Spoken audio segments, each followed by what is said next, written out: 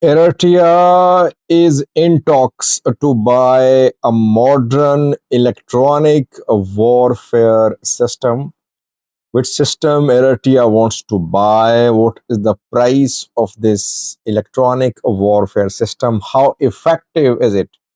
Does Ethiopia have this type of electronic warfare system, EW system? When will this arms race end in the Horn of Africa? Welcome to the channel. Thank you for watching.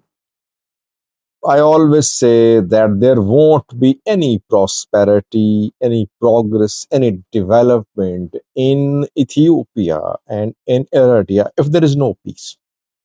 Internally, externally, there must be peace first. Only then can investment flow in. Only then can long-term planning can be executed. Only then can uh, less expenditure on arms purchases and military will be possible. These days, tensions running high between Eritrea and Ethiopia, so a layman can conclude that the two are strengthening their armed forces. And strengthening the military of a country is always expensive. You need to conduct more recruitments. You need to buy more weapons. You need to compare your and your rivals' capabilities. And you need to upgrade your capabilities in terms of the weapons you're armed with. That is why, if you don't make peace, you'll continue spending on military. And this is what is happening, by the way, in Eritrea and Ethiopia. In both countries, people of the both countries are suffering because when there's a huge military spending, there is no development, there is no progress. But these leaders say that they want to protect their countries are faced with existential threat. This is their excuse or their argument or justification to continue spending on military, on arms. Eritrea obviously is faced with a bigger rival, and that is Ethiopia. Ethiopia is way bigger than Eritrea in terms of economy, in terms of its population, in terms of area of the country. Eritrea has a strategic advantage that it has a coast. Ethiopia does not have access to the sea. It's a landlocked country. Ethiopian government wants access to sea since 2023. The government has been building this narrative. And the government of Ethiopia wants access to sea through Eritrea. Eritrea refusing to talk to Ethiopia. Tension there. Now, Eritrea has started talks with a country to buy an electronic warfare system. Ethiopia has also been purchasing some electronic warfare systems. Electronic warfare systems are effective against drones. These EW systems basically disrupt the communications between drone operators and drones, and that is how the drones become wavered, they become out of control, and then they just crash on the ground. So almost all the technologies which are being developed against drones target the communication link between the drone and the operator. Russians are known for producing some quality EW systems, electronic warfare systems. Though we cannot say that any of these systems is fully effective against drones, Russians are themselves seeing the impact of drones on their territories. Ukrainians have been conducting drone strikes too, not just in areas under Russian control, but in Russian cities too. Krasukha 4 is the name of the electronic warfare system which Eritrea is interested in buying. Krasukha 4 is an EW system which is mounted on a vehicle. A four-wheeled platform can be used, and this vehicle can be moved anywhere. So it's a ground-based electronic warfare system. It can be uh, placed anywhere, and it has a range of several hundred kilometers. So one system cannot protect entire border.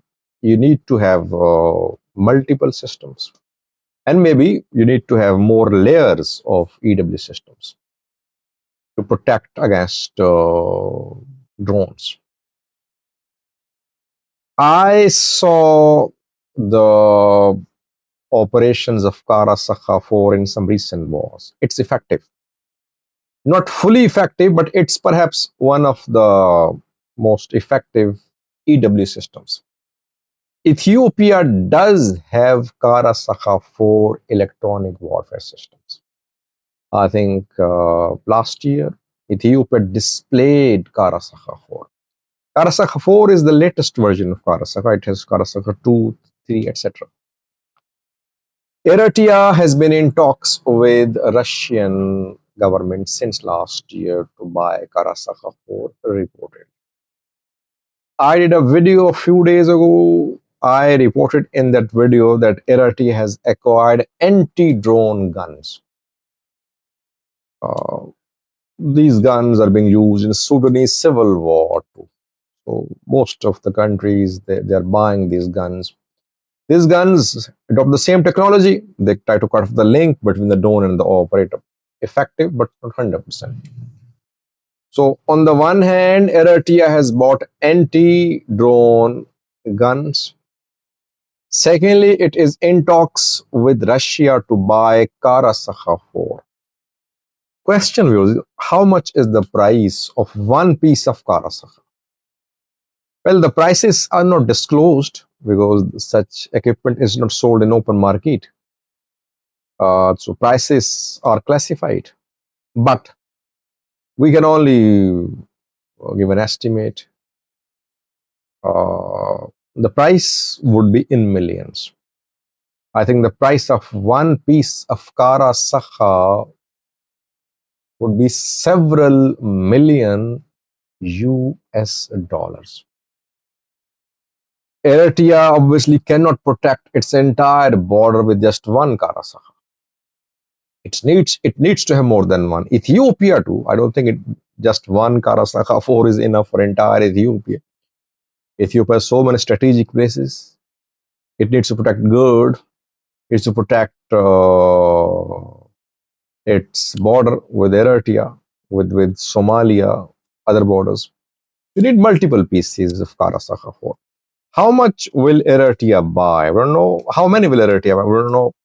But talks underway.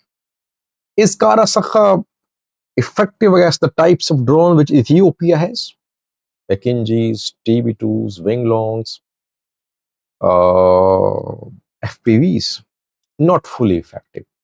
Though Krasukha 4 can hit low Earth orbit satellites too, showing the range of this weapon system. Still not fully effective against drones, especially if dozens of kamikaze drones are launched. Perhaps it won't be possible for Krasukha to target each and to just destroy each and every drone. It won't be possible. So if electronic warfare systems, air defense systems are inundated, if they're flooded with small drones, sometimes these systems don't work. Maybe that is why Ethiopia is now producing FPV drones in large numbers. 2 days ago, Ethiopian Prime Minister was seen at a factory. Aero Abe is the name of the factory which is producing FPV drones. These drones can be used for both commercial and military purposes. They can be used as suicidal drones too. and cost is not very high. So Ethiopia can produce or manufacture or assemble thousands of these drones on a short notice. And these drones can definitely bypass some, not all of them, can bypass Karasakha. It seems both Ethiopia and Eritrea are focused on enhancing their air power. They know that the era of relying on infantry is over. Now air power matters more. A country without air power, without a strong air force, perhaps won't be able to survive if the enemy has a strong air force which has the precision striking capability. And I think that's clear if you analyze the recent wars. It's very clear that drones and modern air machines are very effective now. When drones and air machines are effective, counter drones, counter uh, defense systems are also very effective when they are being built. They are being manufactured. New technology is coming. But problem is that these two countries, Eritrea, Ethiopia, poor countries. There are people fleeing. 200,000, over 200,000 Ethiopians fled from January 2024 till June 2025. In just 18 months, over 200,000 Ethiopians illegally migrated from Ethiopia. They tried to migrate, they tried to enter Arab countries, Middle Eastern countries, taking a risk, risking their lives, taking sea routes, paying money to human traffickers. They tried to enter the Middle East. So this is the level of poverty in Eritrea, in Ethiopia. Eritrea, situation the same for years, that people fleeing the country, but they are buying Karasakhas, Kinjis, and TB2s. So what is needed is peace between the two countries. Thanks for watching.